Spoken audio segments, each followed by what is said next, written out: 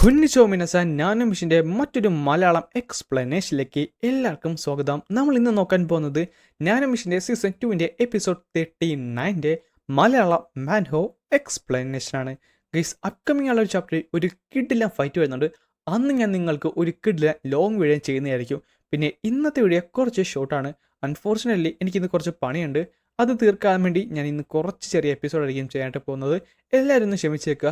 പിന്നെ like ചെയ്തവര് like ചെയ്യാനും subscribe ചെയ്തവര് ഇപ്പോൾ തന്നെ സബ്സ്ക്രൈബ് ചെയ്ത് വെക്കാനും മറക്കണ്ട. അങ്ങനെ ഈ എപ്പിസോഡ് തുറക്കാൻ നിർത്ത് അവൻ പറയും ചെയ്യും, ഡാൻ ബെക്യൂങ്, നീ എന്താണ് വിചാരിച്ചത്?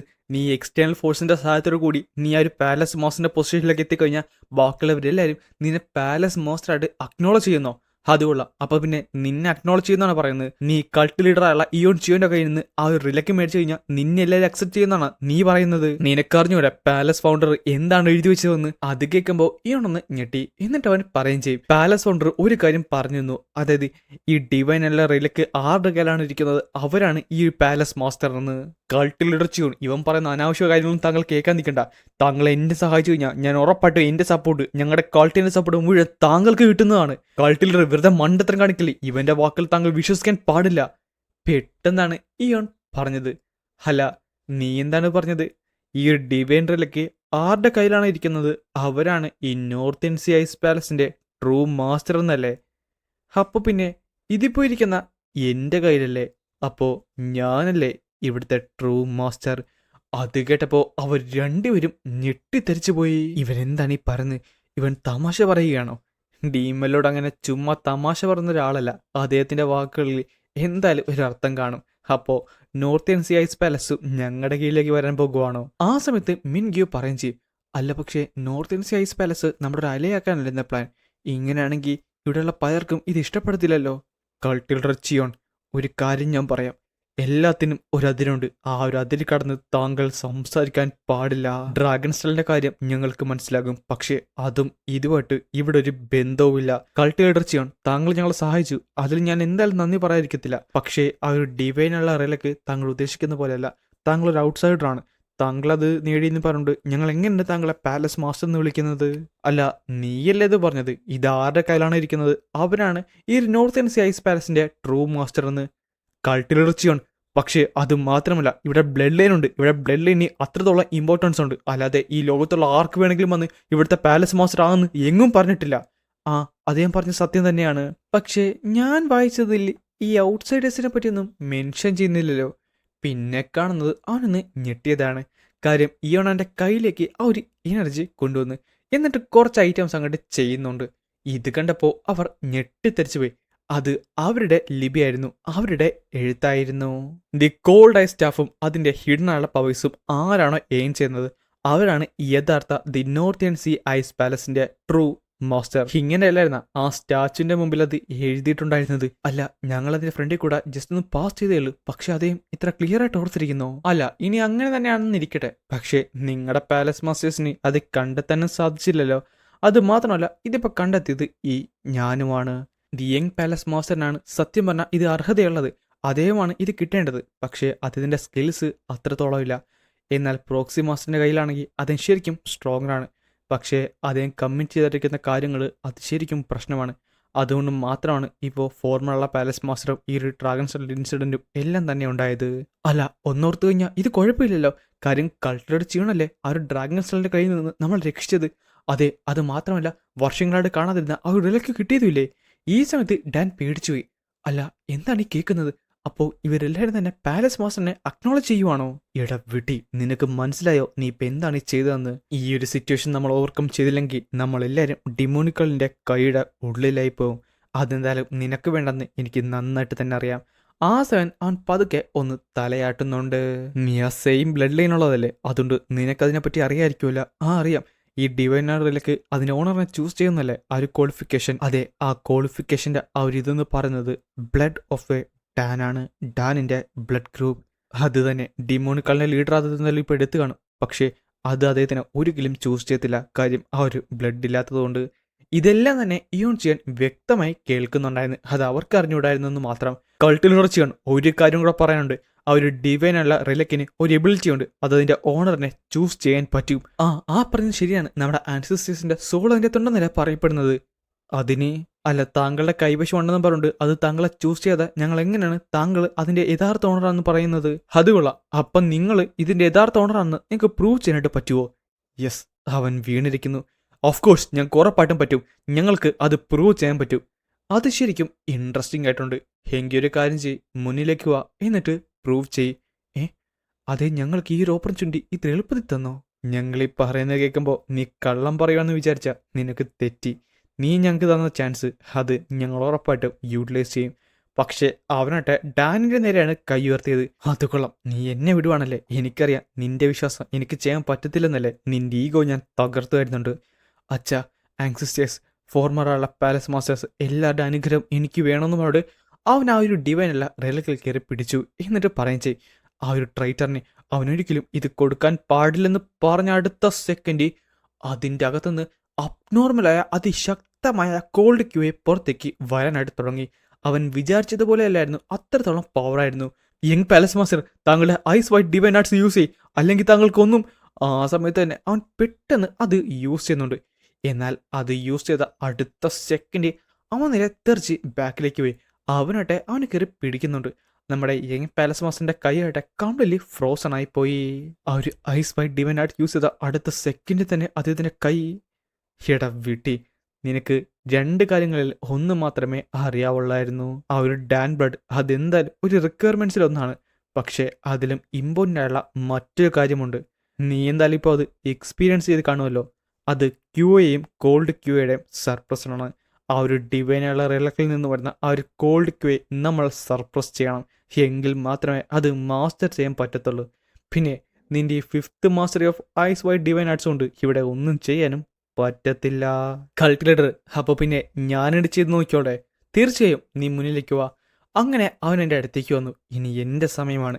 ഞാൻ കാണിച്ചു തരാം ഈ ഒരു ഡിവൈനുള്ള റിലക് എങ്ങനെയാണ് ചൂസ് ചെയ്യേണ്ടതെന്ന്.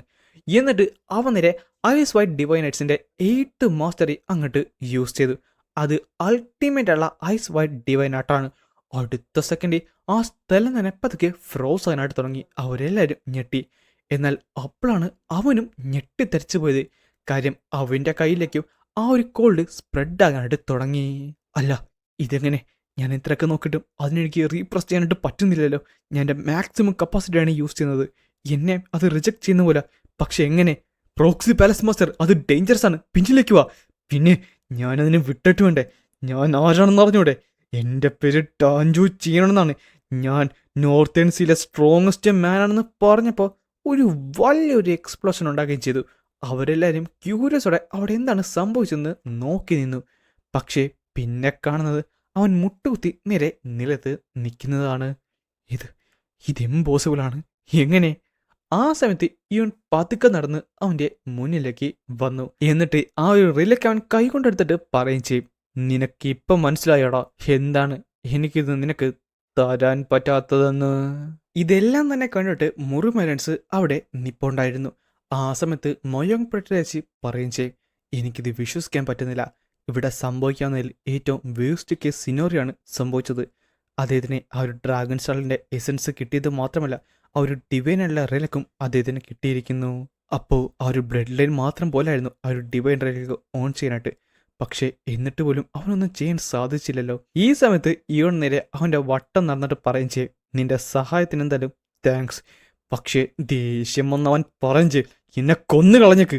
എനിക്ക് എങ്ങനെ വന്നാലും നിന്നെ ഒരു പാലസ് മാസ്റ്ററായിട്ട് അക്നോളജ് ചെയ്യാൻ പറ്റത്തില്ല. എന്നെ കൊന്നു കളഞ്ഞേക്ക്. പ്രോക്സി മാസ്റ്റർ, താങ്കളുടെ കൂടെ ഞങ്ങളുണ്ട്, ഞങ്ങൾ താങ്കളുടെ ഉണ്ട്. അപ്പോൾ നിനക്ക് എന്നെ അക്നോളജ് ചെയ്യാനായിട്ട് പറ്റത്തില്ലല്ലേ? എങ്കിൽ ഞാൻ നിന്നെ കാണിച്ചു തന്നാൽ നിനക്ക് വിശ്വാസം വരുമോ? പിന്നെ കാണുന്നത് ഈ അതെടുത്ത് നേരെ മുകളിലേക്ക് ഉയർത്തിയതാണ്. അതിൻ്റെ അകത്തുനിന്ന് ഡിവൈനായുള്ള ഒരു എനർജി റിലീസ് ആകാനായിട്ട് തുടങ്ങി. അല്ല, എൻ്റെ കണ്ണുകൾ! ഈ സമയത്ത് ഇത് കാണാറുള്ളത് അവനും ഞെട്ടിത്തെറിച്ച് പോയി. അങ്ങനെ 2 ആഴ്ച കഴിഞ്ഞിരിക്കുന്നു. ആ സമയത്ത് അവൻ പറയും ചെയ്യും, റീകൺസ്ട്രക്ഷനൊക്കെ നന്നായിട്ട് നടക്കുന്നുണ്ടല്ലേ? അതെ, കുറച്ചുകൂടെ വലിയ ഹോൾസ് കവർ ചെയ്യാനുണ്ട്. പക്ഷെ കുഴപ്പമില്ല, ആ വെള്ളമൊക്കെ ഇപ്പോൾ ഇറങ്ങിപ്പോയിട്ടുണ്ട്. കൾട്ടിലേറ്റർ ചിയോനെ നന്ദി പറയാതിരിക്കാനും പറ്റത്തില്ല. എത്ര പെട്ടെന്നാണ് അത്രയും വലിയ ഹോള് അദ്ദേഹം ഫ്രീസ് ചെയ്ത് മാറ്റിയത്. ശരിയാണ്, ഓരോ തവണ കാണുന്നിടത്ത് അതിൻ്റെ ഒരു ഭംഗി കൂടി വരുവാണ്. ഞാൻ ശരിക്കും ഇംപ്രസ്സാണ്. അല്ല, എനിക്കിങ്ങനെയൊക്കെ ഏതെങ്കിലും ദിവസം ചെയ്യാനായിട്ട് പറ്റുമോ? മേ ബി അദ്ദേഹത്തിന് മാത്രമേ ഇങ്ങനെയൊക്കെ ചെയ്യാൻ പറ്റത്തുള്ളൂ. അതും ഡാൻ ബ്ലഡ് ലൈനിൽ അല്ലാത്ത ഒരാളായിട്ട്, അതും പാലസ് മാസ്റ്റർ. ശരിയാണ്, അദ്ദേഹം ശരിക്കും ഒരു സാധാരണ മനുഷ്യനെയല്ല, അത് ഉറപ്പ് തന്നെയാണ്. പക്ഷേ അതേ കാര്യങ്ങളൊക്കെ കുറച്ച് നന്നായിട്ട് വന്നില്ലേ? ആ പറഞ്ഞതും സത്യം തന്നെയാണ്. സത്യം പറഞ്ഞാൽ ഞാൻ വിചാരിച്ചിരുന്നത് അദ്ദേഹം എന്നെ ചതിച്ചെന്നാണ്. പക്ഷേ എനിക്കിത് വിശ്വസിക്കാൻ പറ്റുന്നില്ല. അദ്ദേഹം അത്രയും വലിയ സ്ഥലം ഇത്ര നിസ്സാരമായി തന്നെ ഫ്രീസ് ചെയ്തോ? ഈ സമയത്ത് ഇത് കണ്ട ബാക്കി എല്ലാവരും മുട്ടുമടക്കി അവിടെ നിന്നു. ദ ദ ഡിവൈൻ റിലക്കിന്റെ ഓണർ, ദ ഡിവൈൻ റിലക്കിന്റെ ഓണർ. എന്നിട്ട് അവരെല്ലാവരും തന്നെ ഇയോൺ ച്യൂവിന്റെ മുമ്പിൽ മുട്ടുമടക്കി തല കുനിച്ചു. ആദ്യം ഞാൻ കണ്ടപ്പോൾ എല്ലാം തന്നെ എൻ്റെ കയ്യിൽ നിന്ന് അത് എടുക്കുന്ന പോലെയാണ് തോന്നിയത്. അത് മാത്രമല്ല, ഡാൻജു ചെൻ ആ ഒരു പൊസിഷനിലേക്ക് വന്നു കഴിഞ്ഞാൽ ഇത്രയും പ്രശ്നമില്ലായിരിക്കുമെന്ന് ഞാൻ വിചാരിച്ചു. എന്നാൽ അപ്പോഴാണ് അദ്ദേഹം അത് പറഞ്ഞത്.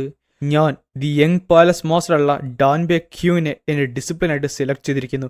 ഞാൻ അവനെ the cold ice heavenly art പഠിപ്പിച്ച് കൊടുക്കുന്നതായിരിക്കും. അതിനുശേഷം ഈ ഒരു പൊസിഷനിൽ നിന്ന് ഞാൻ പിന്മാറും.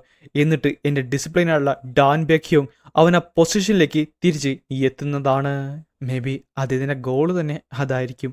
എനിക്കൊരിക്കലും വിശ്വസിക്കാൻ പറ്റുന്നില്ല. അദ്ദേഹത്തിൻ്റെ ഡിസിപ്ലിൻ ആയത് മാത്രമല്ല, ഇത്രയും വലിയൊരു ഓട്ടോണമി അദ്ദേഹം എന്തായാലും മോശമൊന്നുമല്ല. അല്ല പാലസ് മാസ്റ്റർ, താങ്കൾക്ക് ഇന്നൊന്നും പഠിക്കാനില്ലേ? ഇന്ന് അദ്ദേഹം ഇൻ്റർഗ്രേറ്റ് ചെയ്യാൻ പോകുന്നെന്നാണ് കേട്ടത്. അല്ല, അവനിങ്ങനെ വെച്ചിട്ടിരിക്കേണ്ട കാര്യമുണ്ടോ? അവനൊക്കെ കൊന്നു കളഞ്ഞാൽ പോരെ? അത് മാത്രമല്ല, നമുക്കെല്ലാം അതല്ല നല്ലത്. ഞാനും എഗ്രി ചെയ്യുന്നുണ്ട്. പക്ഷേ അദ്ദേഹത്തിന് ഇപ്പം നമുക്കൊന്നും ചെയ്യാൻ സാധിക്കത്തില്ല. ഇപ്പം എക്സിക്യൂട്ട് ചെയ്ത് കഴിഞ്ഞാൽ അദ്ദേഹത്തിനെ ഫോളോ ചെയ്യുന്ന LDSും ബാക്കിയുള്ള എല്ലാവരും നമുക്കെതിരെ തിരിയും. അതൊട്ടും. പക്ഷേ എനിക്കറിഞ്ഞൂടെ എന്താണ് പറയേണ്ടത്. അദ്ദേഹം ശരിക്കും ഡേഞ്ചറസ് ആയിട്ടുള്ള ഒരാൾ തന്നെയാണ്. എന്നാൽ അദ്ദേഹത്തിനെ കൊല്ലുന്നത് അത്ര നല്ലതാണോ? പാലസ് മാസ്റ്റേഴ്സ് എല്ലാവരും ഒപ്പോസ് ചെയ്താലോ? എന്തായാലും ഇന്നൊരു ഡിസിഷൻ ഉണ്ടാകും. മാസ്റ്റർ പറഞ്ഞത് ഇന്നാണ് അവസാനത്തെ ദിവസം. ഇന്നും കൂടെ അദ്ദേഹത്തിനെ ഇൻ്റർഗ്രേറ്റ് ചെയ്യുമെന്നല്ലേ? പിന്നെ കാണുന്നത് നോർത്തേൺ സീ ഐസ് പാലസിൻ്റെ ഒരു റീകൺസ്ട്രക്ഷൻ ക്യാമ്പാണ്, ഒരു ടെമ്പററി പ്രിസൺ. അതേസമയം ഡാൻജു ചീനാട്ടെ അറ്റാക്ക് ചെയ്തുകൊണ്ടിരിക്കുകയാണ്. പക്ഷേ അവൻ്റെ കയ്യിൽ നിന്ന് രക്തം വരുന്നുവെന്ന് മാത്രം. ഞാൻ എന്തൊക്കെ ചെയ്തിട്ടും എനിക്കിത് മെൽറ്റ് ചെയ്യാനോ ഡിസ്ട്രോയ് ചെയ്യാനോ പറ്റുന്നില്ല. ഇത് സ്റ്റീൽ പോലെ തന്നെ അത്രത്തോളം കട്ടയുണ്ട്. ഇത് ശരിക്കും ആ ഒരു കോൾഡ് ഐസ് ഹെവൻലി ആർട്ട് തന്നെയാണ്. ദി ഐസ് വൈറ്റ് ഡിവൈൻ പാമിനി ഈ ഒരു ഐസ് ബാരിയറിനെ ഡിഫീറ്റ് ചെയ്യാനോ ഒന്നും തന്നെ ചെയ്യാൻ പറ്റത്തില്ല. ശരിക്കും ഇമ്പോസിബിൾ തന്നെയാണ്. അല്ല എങ്കിലും അത് എത്ര പെട്ടെന്നാണ് ഇത് മാസ്റ്റർ ചെയ്തത്. അത് മാത്രമല്ല, ഇപ്പോൾ 5th മാസ്റ്ററിലേക്ക് എത്തിയിരിക്കുന്നു, അതും ഇത്ര സമയം കൊണ്ട്. പറഞ്ഞിട്ട് കാര്യമില്ല. ഈവൻ ദി റൈച്ചസ് നോർത്ത് സോറുള്ള ലീമോക്ക്, അദ്ദേഹം one of the 5 great martial ആർട്ടിസ്റ്റാണ് സുജാങ്ങിലെ. എന്നാൽ അദ്ദേഹത്തിന് വരെ എന്നെക്കാട്ടും കുറച്ചുകൂടെ സ്കില്ലുകൾ. പക്ഷേ ഇത്ര വലിയൊരു ഗ്യാപ്പ് ഉണ്ടാകുമെന്ന് എങ്ങനെയാണ് അവന് ഡിസ്ക്രൈബ് ചെയ്യേണ്ടെന്ന് പോലും അറിഞ്ഞൂടാ. അവൻ ശരിക്കും ഒരു മോൺസ്റ്റർ തന്നെയാണ്. ഈ മരണത്തിന് വേണ്ടി കാത്തിരിക്കുന്നതിനെക്കാട്ടും നല്ലത് ആ ചാൻസ് കിട്ടിയപ്പോൾ തന്നെ അവനോട്ട് ഫൈറ്റ് ചെയ്ത് അങ്ങോട്ട് മരിക്കുന്നതായിരുന്നു. എങ്കിൽ പിന്നെ ഇത്ര റിഗ്രറ്റ് പോലും എനിക്ക്. പെട്ടെന്നായിരുന്നു ഒരുത്തൻ അവിടേക്ക് കയറി വന്നത്. അത് കണ്ടപ്പോൾ അവൻ ശരിക്കും ഞെട്ടി. കാര്യം അത് ഇയോൺ സിയോണായിരുന്നു. അവൻ്റെ ചുറ്റുപാടും തന്നെ അവൻ്റെ വരവോടുകൂടി ഒന്ന് മാറുന്നത് പോലെ അവന് തോന്നി. എനിക്കിത് വിശ്വസിക്കാൻ സാധിക്കുന്നില്ല. എൻ്റെ ഇൻ്റൽ എനർജി കംപ്ലീറ്റ്ലി റെസ്ട്രെയിൻഡ് ആണ്. പക്ഷേ അവനടുത്ത് വന്നിട്ട് എനിക്ക് പ്രോപ്പർലി ശ്വാസം എടുക്കാൻ കുറച്ച് തടസ്സമുള്ളതുപോലെ. കഴിഞ്ഞ 3 ദിവസത്തിന് മുമ്പാണ് ഞാൻ അവനെ കണ്ടത്. പക്ഷേ അവനിപ്പം നോക്കാൻ നേരത്ത് കംപ്ലീറ്റ്ലി മറ്റൊരു തലത്തിലുള്ളതുപോലെ. ഈ സമയത്ത് ഇവൻ എൻ്റെ കൈയൊന്ന് ഉയർത്തിയതേ ഉള്ളൂ. അപ്പോഴേക്കും അവൻ്റെ ശരീരത്തുണ്ടായിരുന്ന ആ ഒരു പ്രഷർ പോയിന്റൊക്കെ റിലീസ് ചെയ്തു. 6th എൽഡറുള്ള വൂൺ സാങ് ഓയിൻ്റെ ബോഡി കണ്ടെത്തിയിരിക്കുന്നു. ഡ്രാഗൺ സെല്ലിൻ്റെ മിസ്സായിപ്പോയ തലയുടെ സംശയം മാറിയിരിക്കുന്നു. ആ സമയത്ത് അവനൊന്നും തന്നെ മിണ്ടുന്നില്ല. ഞാൻ നിന്റെ പ്രഷർ പോയിന്റ് ഒക്കെ ഓൾറെഡി റിലീസ് ചെയ്തിട്ടുണ്ട്. നീ എന്താണൊന്നും സംസാരിക്കാത്തത്? ഞാൻ അന്നേ പറഞ്ഞതല്ലേ അത് ഞാനല്ലെന്ന്. എനിക്ക് തോന്നുന്നത് താങ്കളെ ടെന്നിൻ്റെ അന്ന് അത് സ്റ്റോൾ ചെയ്തതാണ്. അല്ല. അത് ഓർത്തഡോക്സ് മുറുമലൻസും അല്ലായിരുന്നു.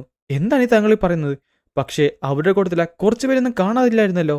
2 ദിവസത്തിന് മുമ്പ് ബ്ലാക്ക് ഷാഡോ സ്കോഡിൻ്റെ കുറച്ചധികം ശവങ്ങളെ ഞങ്ങൾക്ക് കിട്ടി. അത് കിട്ടിയത് ഇവിടുന്ന് 40 കിലോമീറ്റർ ഈസ്റ്റിലേക്ക് മാറിയാണ്. അവരെല്ലാവരും തന്നെ ബീസ്റ്റ് കഴിക്കുന്ന രീതിയിലാണ്. അതുമാത്രമല്ല, അവരുടെ ശരീരത്ത് the supreme saver of the divine martial ആർട്സിന്റെ ആ ഒരു പാടുകളുണ്ടായിരുന്നു. നീ എന്താണ് ഈ പറഞ്ഞത്? അതിനർത്ഥം അവരെല്ലാം. പിന്നെ കാണിക്കുന്നത് പൊട്ടോള പാലസ് ആണ്. ഇത് ഒരു റെഡ് മൗണ്ടൻ, അതായത് ലാഷല റെഡ് മൗണ്ടനിൽ നിന്ന് 4000 അടി മുകളിൽ നിൽക്കുന്ന ഒരു സ്ഥലമാണ്. ചുരുക്കം പറഞ്ഞാൽ ഇപ്പൊ കാണിക്കുന്ന ദി സെക്കൻഡ് മൗണ്ട് ഓഫ് പ്യൂട്ടിയോ ആണ്. യൂഷ്വലി ഈ സ്ഥലത്ത് മുഴുവൻ ആ ഒരു ബുദ്ധിസ്റ്റിന്റെ സൗണ്ടാണ് മുഴങ്ങുന്നത്. എന്നാൽ ഇപ്പോൾ അങ്ങനെയല്ല. ഇപ്പൊ ഈ സ്ഥലം കംപ്ലീറ്റ്ലി ഒരു മെസ് തന്നെയാണ്. 1000ഓളം ശവങ്ങളാണ് ഇപ്പൊ അവിടെ നിന്ന് കത്തിക്കൊണ്ടിരിക്കുന്നത്. കണ്ടിട്ട് തന്നെ ഉറപ്പ് തോന്നുന്നല്ലേ? പെട്ടെന്ന് ഒരു മുത്തുകുട്ടി നേരെ അവരുടെ അടുത്തേക്ക് വന്നു. അവനാട്ടെ അതെടുത്ത് നോക്കുകയും ചെയ്യും. വീണ്ടും എത്ര ശരീരമാണെന്ന് നോക്കണേ. ഞാൻ തൊട്ടും എക്സ്പെക്ട് ചെയ്തില്ലായിരുന്നു. ഇവർ ശരിക്കും നല്ല മോങ്സ് തന്നെയാണ്. ആ ഡലൈലാമിനെ കത്തിച്ചപ്പോഴും അദ്ദേഹത്തിന്റെ ശരീരത്തിന് 10 പേർക്ക് വേണ്ടിയുള്ള ആ ഒരു ശരീരം ലഭിച്ചിരുന്നു. അതിനർത്ഥം അദ്ദേഹം അത്രത്തോളം നല്ല മോങ്ക് ആണെന്നല്ലേ. ഈ ഡലൈലാമ എന്ന് പറയുന്നത് ഈ മോങ്സിന്റെ അല്ലെങ്കിൽ ഒരു ബുദ്ധിസ്റ്റിന്റെ ഏറ്റവും ടോപ്പിൽ നിൽക്കുന്ന ഒരാളാണ്. പിന്നെ ഈ ശരീരം എന്ന് പറയുന്നത് അവരുടെ ഒരു വാല്യുബിൾ ആയുള്ള ആ ഒരു മുത്തിനെയാണ് പറയുന്നത്. പക്ഷേ എന്തൊക്കെയാണെങ്കിൽ എന്ത് കാര്യം, ബ്ലേഡ് മാസ്റ്ററിന്റെ 3 അറ്റാക്സ് പോലും അദ്ദേഹത്തിന് വിറ്റ്സ്റ്റാൻഡ് ചെയ്യാനായിട്ട് പറ്റിയില്ലല്ലോ. ഇപ്പം എന്തായാലും ബ്ലേഡ് മാസ്റ്റർ ട്രെയിനിങ് തുടങ്ങിയിട്ട് 3 ദിവസം കഴിഞ്ഞിരിക്കുന്നു. ഇനിയും എത്ര നാളായിരിക്കും ആ ഒരു എനർജി കംപ്ലീറ്റ്ലി അബ്സോർബ് ചെയ്യാനായിട്ട് അദ്ദേഹം എടുക്കുന്നത്. പെട്ടെന്നാണ് അവിടേക്ക് ഒരു പരുന്ത് വന്നിറങ്ങിയത്. അതിൻ്റെ അകത്ത് ഒരു കത്തവൻ പുറത്തേക്ക് എടുക്കുകയും ചെയ്തു. അതിനുശേഷം അത് നേരെ പറന്ന് പോയി. എന്നാൽ അത് വായിച്ച അവൻ ശരിക്കും ഞെട്ടിത്തരിച്ചു പോയി. അല്ല, എന്താണ് എനിക്ക് വിശ്വസിക്കാൻ, അല്ല, ബ്ലേഡ് മാസക്കർ സ്ക്വാഡിന്റെ ഡീമൻ ആൻഡ് സ്ക്വാഡിന്റെ എല്ലാവരും തന്നെ മരിച്ചിരിക്കുന്നു. അതും പറഞ്ഞുകൊണ്ടാണ് ഞാൻ ഇന്നത്തെ ഈ ഒരു എപ്പിസോഡ് ഇവിടെ അവസാനിപ്പിക്കുന്നത്.